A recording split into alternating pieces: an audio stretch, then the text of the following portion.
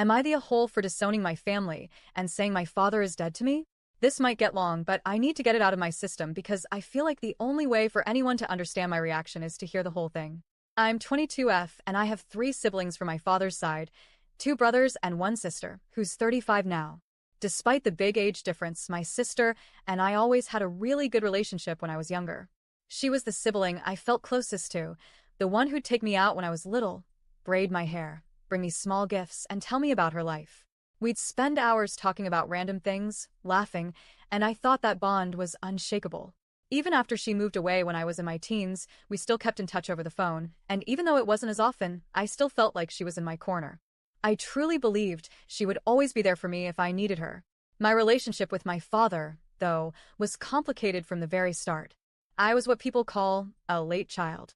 My parents had me much later in life, and from everything I've been told, they had this perfect vision in their heads of what I would be, a healthy little girl they could show off to family and friends, almost like a trophy. But I wasn't born the way they imagined. I was born with disabilities. My legs don't work properly, I have spinal damage, I can't carry heavy things, and I can't walk long distances without pain. Instead of seeing me as a person with my own worth, my father seemed to view me as a disappointment right from the start. It was like I had failed some unspoken expectation before I could even talk. As I grew older, my personality took shape. I learned to have my own boundaries, my own opinions, and I wasn't afraid to voice them. That was enough for my father to resent me. He has this belief that he's always right, no matter what, and if you disagree with him, you're automatically wrong, disrespectful, and against him. My mother, in all of this, was mostly passive. Sometimes she would be on his side, telling me I should just keep quiet, that I brought things on myself. Only rarely would she step in to stop things when they got really bad. When I was 15, things escalated. Arguments turned physical. He started using his strength against me in different ways, and it terrified me. My mother would usually just watch or yell at me for starting it by talking back. On the rare occasions she tried to stop him, it was only because things had gotten truly out of control. I learned pretty quickly that in this house, my father's word was law, and there was no point trying to win. When I was 16, I overheard my parents talking one night, and my father said that the second I turned 18, I was going to leave school and start working full-time. No choice, no discussion. At the time, I just nodded along and kept quiet because I didn't think there was any point arguing. But when I was 17, I changed schools and something in me reignited. I started to enjoy learning again. I started thinking maybe, just maybe, I could go to college or at least finish school and find a job I actually liked. My father saw this as defiance. He became furious, and the punishments got worse. He started restricting food, telling me I wasn't allowed to eat what they bought unless there were leftovers from their own meals. I wasn't allowed to use the lights or the heater in my room. He would threaten to kick me out constantly. Every interaction felt like walking on broken glass. Then, just after my 18th birthday, he was diagnosed with heart disease. He immediately quit his job and never went back to work. He spent his days smoking, playing games on his PC, and expecting my mother to do everything. And somehow, even with his health problems, his temper toward me never softened. In the middle of all this, I reached out to my sister, the one I'd always trusted. I told her everything, how I was treated, the restrictions, the constant threats. I begged her for help. I didn't even mean moving in with her necessarily. I just needed someone to take my side, to tell me I wasn't crazy. She gave me nothing. She said my father was sick and tired, and that I must be misunderstanding things.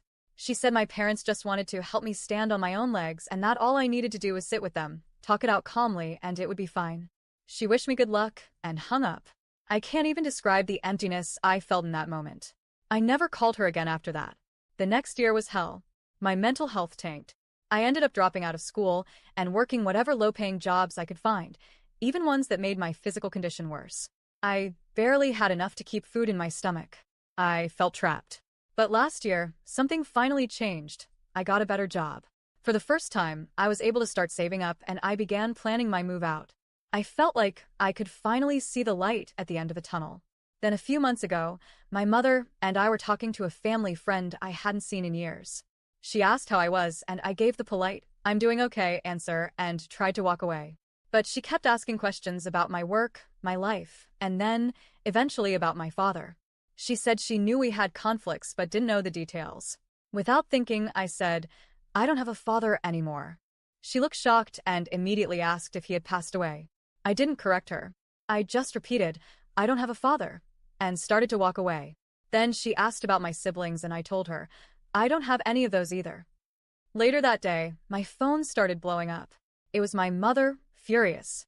She said the woman thought my father was dead and had been offering her condolences, and that I had humiliated her by saying something like that. She told me I needed to apologize immediately because the woman was really disappointed in me. She called me names, told me I was cruel, and that I had no right to say those things. I told her I wasn't apologizing, and she hung up on me. It's been a while since it happened, but I still think about it. In my mind, my father is dead to me. So are my siblings. There's no relationship, no trust, no love left. But part of me wonders if I should have just kept my mouth shut to avoid this drama. I didn't mean to make anyone think my father had literally died, but I guess I also didn't feel the need to clarify, because to me, in every way that matters, he's gone. I just can't figure out if that makes me an a-hole or not.